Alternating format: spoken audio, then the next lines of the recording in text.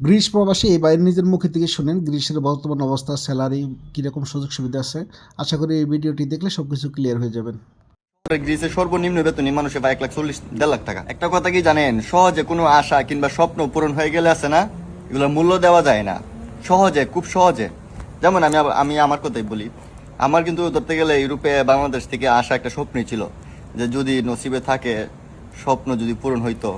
আলহামদুলিল্লাহ স্বপ্ন কিন্তু পূরণ হয়েছে, তবে আমি তেমন একটা গুরুত্ব দিতে পারতেছি না। আমার কাছে গ্রিস মানে একটা স্বাভাবিক একটা নর্মাল একটা বিষয়, যেমন ভাবে মনে করেন বাংলাদেশ থেকে সৌদি আরব গেছিলাম, সেম বিষয়।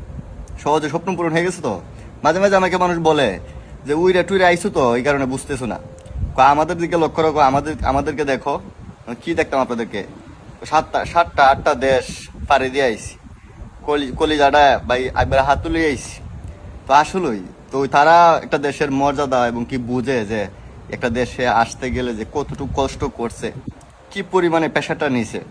তো আমার কাছে আসলে আমি যখন মনে করেন বাংলাদেশ থেকে যখন মনে করেন গ্রিসে আইসা ল্যান্ড করি, কি কম মনে করেন পুলিশ টুলিশ মানে আমার কাছে একটা সাধারণ মানুষ যেমন, পুলিশ সেম এমন। পুলিশের কাছে আরো নিরাপত্তা আছে, মানে আরো নিরাপত্তা সাধারণ মানুষের থেকে পুলিশ আরো নিরাপত্তা, যে আইনজীবী।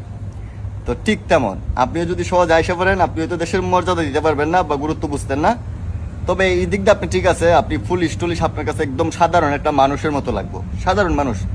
আর যদি অন্য কোনোভাবে আসেন তাহলে পুলিশ সাধারণ মানুষ লাগবে না, তখন পুলিশ দেখলে আপনি দৌড় দিবেন, বুঝলি? দৌড় না দিলেও আপনি পুলিশ গাড়ি দেখলে আপনি তফাৎ যাবেন।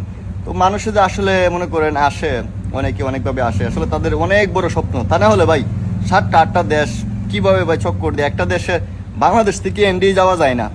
আপনারা তো বুঝেনি, কাগজ ডকুমেন্ট ছাড়া বাংলাদেশ থেকে ইন্ডিয়া যাওয়া যায় না। সে জায়গার মাঝে এতগুলা দেশ পাড়ি দিয়ে আসে, আসলে ভাই বলতে হবে তাদের কলিজা আছে, কলিজা আছে। এই দেখেন এরকম এরকম, এই যে দেখছেন তো আমার সামনে রেস্টুরেন্ট, সেজন্য আমি তাকাইতে পারতেছি না। এই যে এরকম কত সাগর যে ক্রস করে আসে, কত দেশ যে ক্রস করে আসে, বলার মতো না। তো যাই হোক, আপনাদের জন্য দোয়া রইল।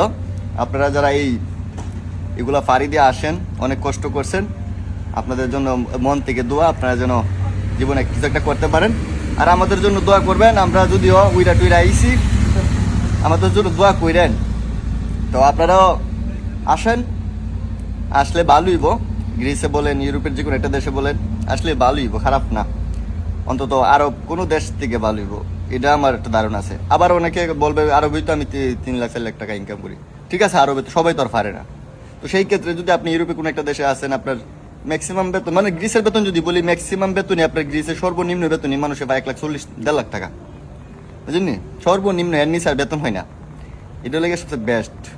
তো এই কথাগুলো মাথায় রাখবেন যে আপনি যদি গ্রিসে কোনো না কোনোভাবে যে কোনো কারণ ঢুকতে পারেন, বৈধ লোক যারা আসে কাগজ ডকুমেন্ট দিয়া, তারা একটু অল্প টাকা ইনকাম করতে পারে, কারণ তাদের ডকুমেন্টে লেখা থাকে 1,000 ইউরো বা তার নিচে একটু।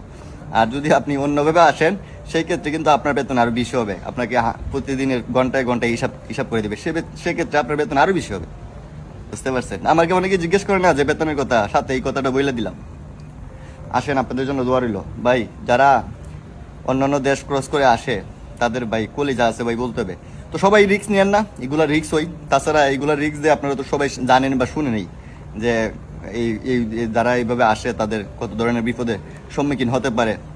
আসলে সব কিছুর উপরে লেগে নসিব, কপাল।